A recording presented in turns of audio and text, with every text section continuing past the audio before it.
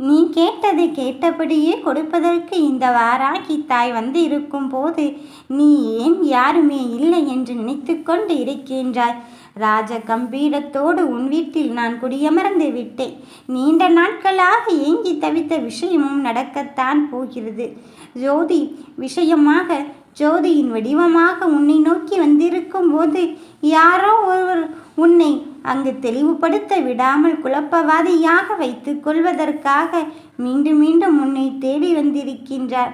நான் சந்தன காப்பிலே இருக்கும்போது உனக்கு சந்தோஷத்தின் செய்தி தராமல் விட்டு விடுவேனா? ஒவ்வொரு வார்த்தைகளும் உனதாக இருந்து ஏற்றுக்கொண்டு நீ தீர்க்கமாக நம்பு. எனது இந்த வேலையை தருவதற்குத்தான் என் வாராகி என்னை அடியெடுத்து வைத்திருக்கின்றாளோ என்று நினைத்துக்கொள். உன் வெற்றியை தருவது நான் என்று நீ தீர்மானிக்க விட்ட பிறகும் பழகிய விஷயத்தை நினைத்து வருத்தப்படாதே. கடந்து போனவர்கள் நினைத்து கலகி கொள்ளாதே. யாரும் இல்லையே நினைத்து கொண்டு நீ அங்கு உன் வாழ்க்கையை இழந்து விடாதே. நிம்மதியான வாழ்க்கைக்குத்தானே தேடிக்கொண்டிருந்தாய். அந்த நிம்மதியான தருணத்தை எப்பொழுது நான் அங்கு உன்னிடம் சொல்லாமலே அதை விட்டொழித்து விட்டேனோ அன்று முதலே எனக்கு இன்னும் கொஞ்சம் அமைதி பெறுகிறது. என் உடம்பின் மனநிலை எந்த ஒன்று உனக்கானதாக மாறும் என்று நினைத்து கொண்டு இருந்தாயோ அந்த ஒன்றை மாற்றுவதற்கான நேரத்தையும் காலத்தையும் இங்கு குறித்து விட்டேன். என்னோடு உன் அரசியல் பயணம் இருந்து கொண்டு இருக்கும்போது நீ எதை நினைத்து வருத்தப்பட்டு கொண்டும் காயப்பட்டு கொண்டும் இருக்கின்றாய்? கண்ணீர் விட்டதெல்லாம் போதும். கோடி கோடியாக மக்கள் நின்று கொண்டு இருக்கின்றாளே, இதில் நான் எங்கு என் தரிசனத்தை பெறுவதற்கு நேரம் வரப்போகிறது என்று கேட்கின்றாய். நீயோ எத்தனை தடவை இன்னலையும் போராட்டத்தையும் அனுபவிப்பது என்று தானே என்னிடம் கேட்டுக்கொண்டு இருக்கின்றாய். இன்னல்களை அனுபவிப்பது என்பது சாதாரண விஷயமில்லை. ஆனால் அதை மட்டும்தான் நான் தாங்கி பிடித்து கொண்டு இருக்கின்றேன் என்றால் உன் கருமவினை அவ்வளவு கடினமானதாக இருக்கின்றது. இதோ அதை தாண்டி வருகின்ற சூழ்நிலையில் உனக்கான ஒரு கரம் உன்னை நோக்கி வந்து கொண்டு இருக்கின்றது. அந்த கரத்தை பற்றி கொள்வதில் மட்டும் விட்டுவிடு. நீ இதை கேட்க முடித்த நிமிடமே உனக்கு நல்லது செய்ய வேண்டும் என்று தோணிக்கொண்டு இருக்கின்றது அல்லவா? அப்படி என்றால் இங்கு இந்த தாயும் கொஞ்சம் ஜெயித்திருக்கின்றாள் என்றுதான் அர்த்தம். மற்றவர்கள் என்ன சொன்னாலும் செய்தாலும் அதை கண்டு கொள்ளவில்லை என்று நீ என்னிடம் வந்து சொல். அப்படி இருந்தால் மட்டும்தான் உன் வாழ்க்கையை நான் விளம்பரச் செய்வதற்கான நிலையை இங்கு உருவாக்கி கொள்ள முடியும். சிறப்பானதாக மாற்றுவதற்கு இந்த தாயை நான் வந்து இருக்கின்றேன். என் பிள்ளையே, உன் எண்ணத்தை தொலைத்துவிட்டு உன் தேடலை தொலைத்துவிட்டு இங்கு என்ன தேடிக்கொண்டு இருக்கின்றாய்? எண்ணத்தையும் தேடலிலும் என்னை நிலையாக வைத்து கொள்ளும் போது நீ எதை நினைத்து வருத்தப்படுகின்றாய்? சோதனைகளை எல்லாம் கடந்து வந்து விட்டாய். வேரோடு அகற்றுவதற்குத்தானே இந்த வாராகி நான் வந்து இருக்கின்றேன்.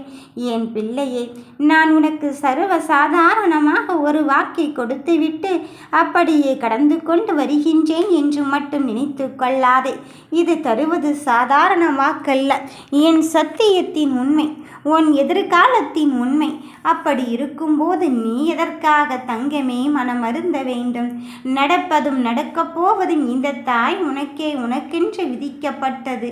உன் வாழ்க்கையை மாற்றிவிட்டாலோ என்ற எண்ணத்தில்தான் நீ உன் வாழ்க்கையை அங்கு வாழ்ந்து கொண்டு இருக்கின்றாய். இல்லை என்றால் சதா நேரமும் இங்கு உன் வாழ்க்கையை பற்றித்தான் இந்த தாய் நான் சிந்தித்து கொண்டு இருக்கின்றேன். என்மே நீ கோபத்தோடு இருக்கின்றாய். தாயின் மீது உண்மையாக பாசமும் அன்பும் இருந்தால் மட்டும்தானே இந்த தாயை கோபித்து கொள்ள முடியும். அதனால தான் இந்த தாயின் மீது நீ உண்மையான அன்பையும் இங்கு பாசத்தோடு இருந்து கொண்டு இருக்கின்றாய். அதனால் இப்பொழுது என்ன வேண்டும் ஏது வேண்டும் என்பதை தாண்டி என்ன நடந்தாலும் ஏது நடந்தாலும் இந்த தாய் வந்து உன்னை நான் கரம் பற்றி தூக்கிவிட வந்திருக்கும் போது நீ எதையுமே பார்த்து அங்கு பயப்பட வேண்டிய அவசியமே இல்லை. சோதனைகள் எல்லாம் கடந்து வந்து விட்ட பிறகும் நான் உன்னை அங்கு யாரென்று தெரியாத அடையாளத்திற்கு அழைத்து செல்ல போகிறேன். அதன் பிறகும் என் பிள்ளையே, எனக்கானது கிடைக்குமோ கிடைக்காதோ என்று நினைத்து கொண்டு இருக்கின்றாய். வருவது வரட்டும், மீதியே என் அம்மையானவள் பார்த்து கொள்வாள். ஒவ்வொரு பிரச்சனையும் தீர்ப்பதற்கு அவள் எனக்கு வழிவகைகளை மட்டும்தான் சொல்லி கொண்டு இருக்கின்றாள் என்பதில் தீர்க்கமாக நம்பு. உன்னை நம்பக்கூடியவர்களை மட்டும் நம்பிக்கையாக கொள். உன் கஷ்டத்திலிருந்து கவலை இருந்ததற்கும் அங்கு முடிவினை பெற்றுக்கொள்ள முடியும் என்றால் நிச்சயம் அந்த கஷ்டத்தின் அனுபவ பாடமே உனக்கு போதுமானதுதான். நீ நினைத்ததே, நீ இந்த விஷயத்தை இதில்தான் செய்ய வேண்டும் என்று நினைக்கின்றாய். ஆனால் அம்மாவோ அங்கு ஒரு காரியத்தை வேறு இடத்தில் செய்ய வேண்டும் என்று நினைக்கின்றார். அதனால்தான் இவ்வளவு கருத்துப்பாடான தேடல்கள் இருந்து கொண்டிருக்கின்றது. நான் உன்னுடைய சந்தோஷத்தின் பலனை நான் கொடுக்க வந்து விட்டேன். என் தங்கமே, உன்னை விட்டு விலகியவரை நினைத்து வருத்தப்படாதே. சில பேர் புரிந்து கொள்ளாமல் கூட நம் மனதில் காயங்களின் கஷ்டத்தையும் ஏற்படுத்தி கொள்வார்கள். ஆனால் அந்த குழப்பத்திற்கு நடுவினிலே நீ சிந்தாமல் சிதறாமல் உன் கவனத்தை பதறவிடாமல் எடுத்துக்கொண்ட வாய்ப்பில் என் தாய் வராகி துணையிருக்கும் போது எனக்கு என்ன கவலை என்று நீ தீர்மானித்து விடு. உன் சந்தோஷத்தை நான் பார்த்து கொண்டுதான் இருப்பேன். அதற்காக தரவே இல்லையோ என்று எண்ணிவிட வேண்டாம். வருவதையும் தாண்டி ஜெயிக்கின்ற ஒரு கட்டத்தை உனக்கு நான் தர வந்து இருக்கும் போது நீ வாராகி வாராகி என்று அழைத்து என்னிடம் நீ வைத்த வேண்டுதல் நிறைவேற்றியவுடன் அந்த வாராகி என்னும் நாமத்தை என்னிடத்திலே ஒப்படைத்து விடு. கவனத்தோடு நிதானமாகவும் இருக்க வேண்டிய விஷயத்தில் உன்னை வைத்திருக்கின்றார்கள்.